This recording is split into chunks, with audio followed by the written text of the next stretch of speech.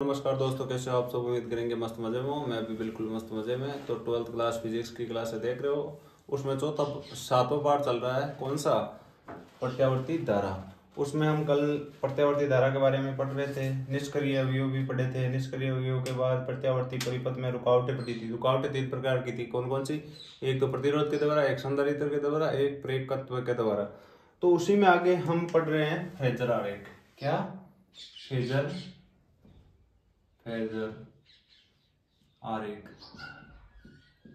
अच्छा क्वेश्चन है। फेजर आरेख बनाना आना चाहिए।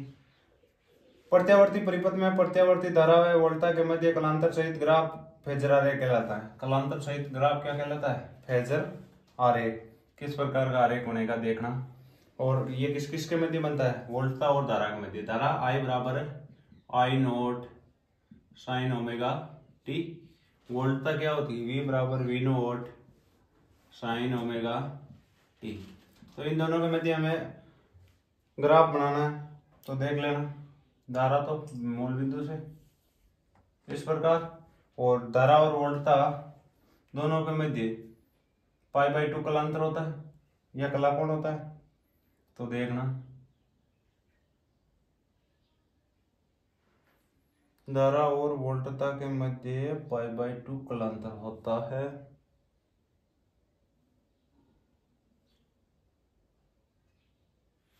रुकना,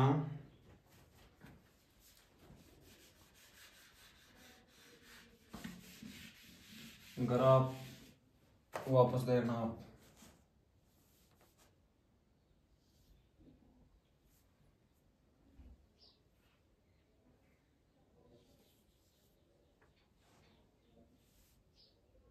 थोड़ा बड़ा है।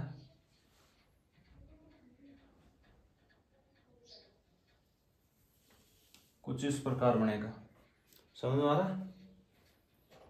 यहाँ पर कोई आई धारा प्रवाहित हो रही है। ये आई नोट है और इसका जो भी स्रंग होगा वो इसके बिंदु पर होगा। समझ में आ रहा है? ये होगा वी बराबर V nought sine omega T, और इसे I nought sine omega T दर्शाएंगे। और इसको फेजर आरेख बोलते हैं। इसको क्या बोलते हैं? फेजर आरेख। इससे भी न्यूमेरिकल क्वेश्चन पूछे जा सकते हैं। इसके आगे ज्यादा टाइम खराब नहीं करते हुए हम क्या देखेंगे? प्रत्यावर्ती परिपथ। प्रत्यावर्ती परिपथ प्रत्यावर्ती परिपथ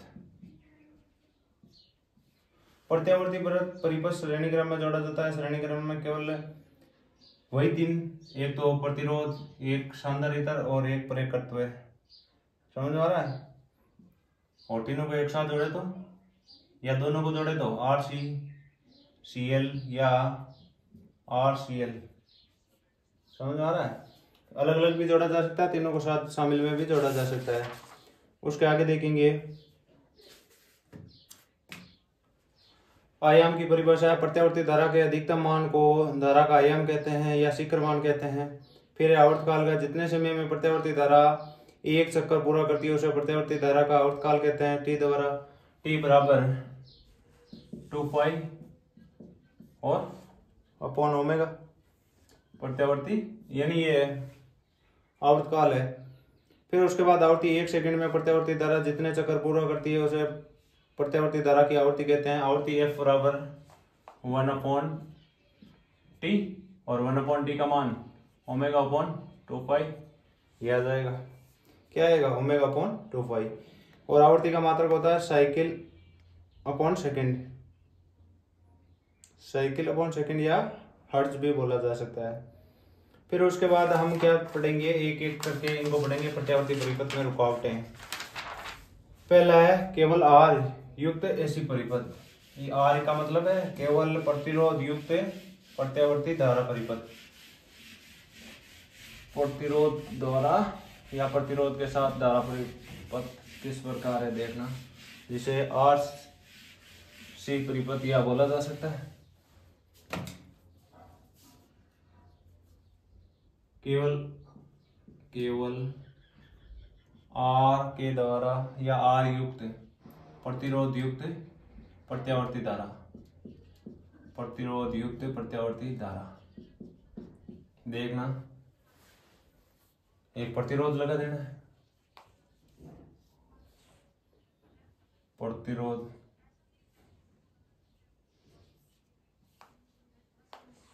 यहाँ पर V बराबर V0 साइन ओमेगा टी, ये कोई आर प्रतिरोध है। चित्रानुसार एक प्रत्यावर्ती परिपथ दर्शाया गया जिसमें आर प्रतिरोध संयोजित किया गया। प्रतिरोध पर वोल्टा का तात्क्षणिक मान V0 साइन ओमेगा टी है, तो प्रतिरोध पर धारा का मान ज्ञात करना है। अब धारा का मान किस प्रकार निकालेंगे, वही I is equal to V0 upon R, I is equal to या V बराबर आई आर ओम के नियम से, फिर I तात्क्षणिक धारा is equal to V0 upon R sine omega T, फिर उसके आगे V0 अपॉन आर को क्या बोलते हैं, V0 upon are I note के बराबर था, तो यहां से आएगा I बराबर I nought sine omega T. यहाँ पर धारा कितनी है, ये। फिर उसके बाद इसके लिए फेजर आरेख भी है। एक नॉर्मल आरेख किस प्रकार बनेगा, नॉर्मल आरेख तो इस प्रकार बनेगा, और फेजर आरेख वो भी देख लेना साथ के साथ।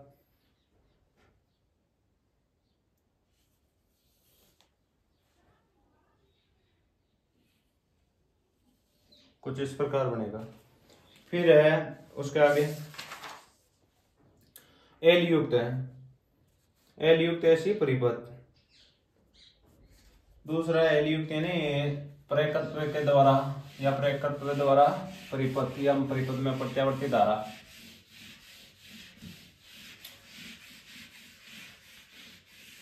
आपने प्रतिरोध की देख ली है, अब प्रेरकत्व की देख लें। एल युक्त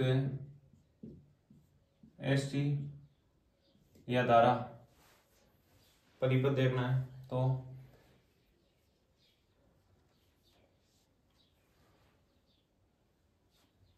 ये कुछ इस प्रकार, ये मान लो कोई कुंडली है एल या एक्सल, V बराबर V0 साइन ओमेगा टी।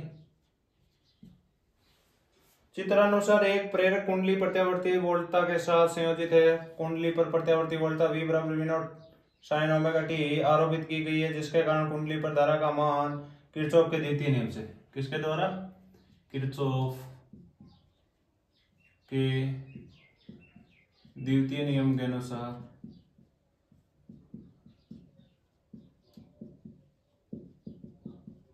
क्या, द्वितीय नियम के अनुसार देख लेना। पहला है V0 या V तात्क्षणिक है plus L D I upon D T बराबर 0। फिर है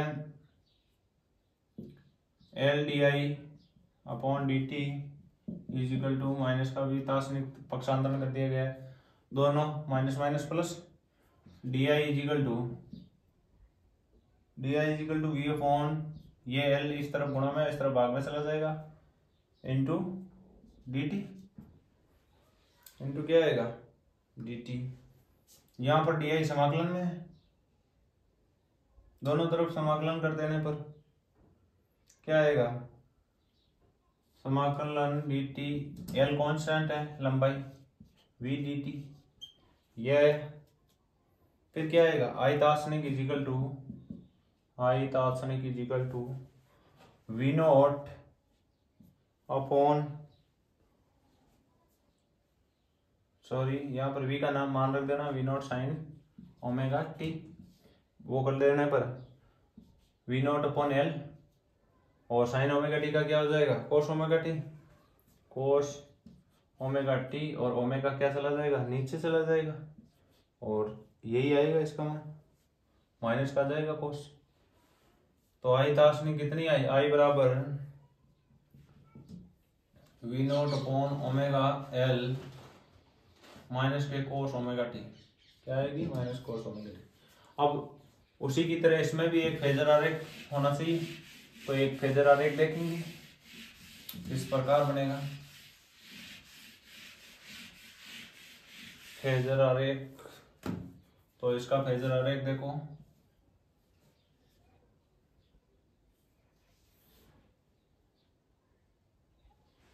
इसमें नीचे से स्टार्ट करना है।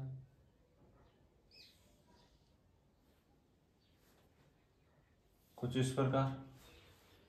फिर इसके आगे चलते हैं।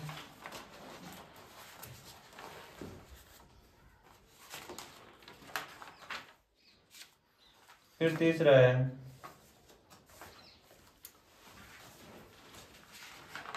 संधारित्र के द्वारा। इसमें कलांतर पूछ लिया जाए तो V कला बराबर I कला या वोल्टता की कला बराबर धारा की कला। वोल्टता बराबर धारा I is equal to I nought sine omega T minus pi by 2। यही होता है omega T minus pi by 2। इसके बराबर होगा पाई बाई 2 के बराबर।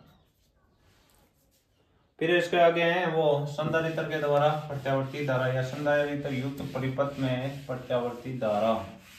देखना देखें। तीसरा प्रकार है केवल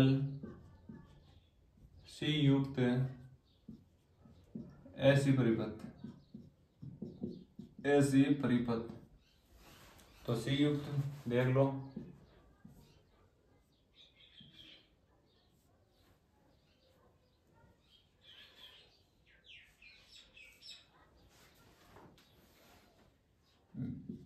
ये कोई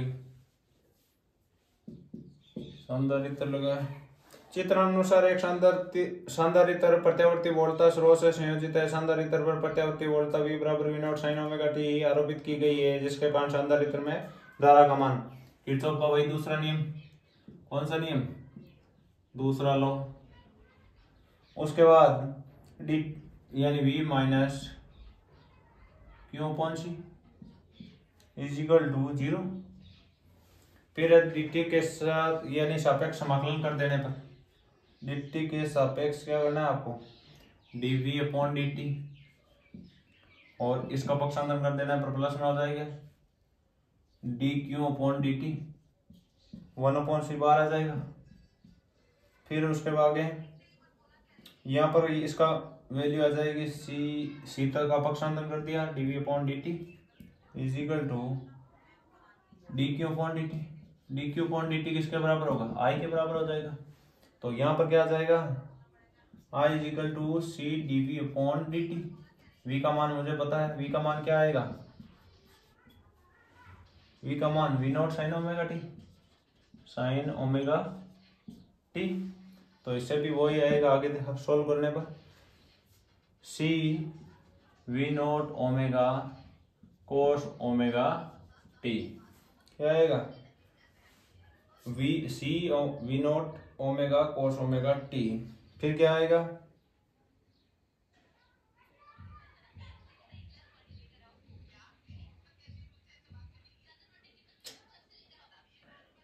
फिर ओमेगा की वैल्यू लिखेंगे 1 upon C omega X C is equal to और I not is equal to क्या आ जाएगा? V not upon X C. तो मान रख देने पर जो भी आएगा आप देख लेना। फिर फेजर आरेख कोई इसमें फेजर आरेख किस प्रकार बनेगा? तो इसमें फेजर आरेख एक तो यह है, इसमें यहाँ ऊपर से स्टार्ट होगा। समझ में आ रहा है? तो कुछ इस प्रकार बनेगा। एक और देख लो। आवर्ती व प्रतिरोध के मध्य ग्राफ। आवर्ती और प्रतिरोध के मध्य ग्राफ किस प्रकार बनेगा? तो आवर्ती और प्रतिरोध के मध्य ग्राफ कुछ इस प्रकार बनेगा। डीसी के लिए आवर्ती f is equal to 0, X is equal to 1/0 और 1/0 का मान अनंत आएगा। प्रेरक कुंडली या प्रेरक चुंबकीय क्षेत्र के रूप में ऊर्जा का संग्रह करती है, जबकि संधारित्र विद्युत क्षेत्र के रूप में ऊर्जा का संग्रह करता है। प्रेरक कुंडली दिष्ट धारा के लिए रुकावट नहीं डालती है, जबकि संधारित्र दिष्ट धारा के लिए अनंत रुकावटें डालता है। फिर क्या है? फिर आपको तीनों वापस रिवाइज करवा रहा हूँ। पहला प्रतिरोध के लिए, दूसरा है प्रेरकत्व के लिए, तीसरा है संधारित्र के लिए। V बराबर V not sine omega T. देख लो तीनों को एक साथ। वापस रिवाइज कर लो। किस किस में? एक तो है आर और एक एल और एक सी। आर में वी दार्शनिक होगा V naught sine omega T. I दार्शनिक क्या होगी? V not upon R sine omega T. I not is equal to V not upon R, Z equal to R. कलांतर v की कला माइनस आई की कला, omega T minus omega T, कलांतर कितना आ जाएगा? 0। कलांतर 0। फेजर आरेख देखा ही था, इसमें देख लो v दार्शनिक आ जाएगा v not sine omega T. I दार्शनिक धारक दार्शनिक कितनी आएगी? v naught upon L omega. यहां पर आ जाएगा माइनस का cos omega T. I is equal to I या I not is equal to V not upon L omega, ये आएगी। Z is equal to L omega. फिर उसके बाद आगे देखते हैं, इसमें पाई बाई 2 कलांतर होगा, कितना? Pi by 2। फिर सी में V naught V is equal to V naught sine omega T. फिर उसके बाद धारा V naught omega C cos omega T.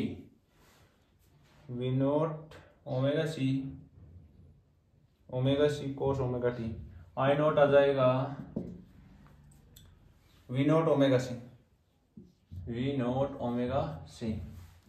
फिर Z is equal to 1 upon omega C. इसमें भी कलांतर कितना होगा? Pi by 2। तो सभी को पसंद आया होगा। वीडियो पसंद आए तो लाइक शेयर सब्सक्राइब करें। धन्यवाद, मिलता है नेक्स्ट वीडियो में।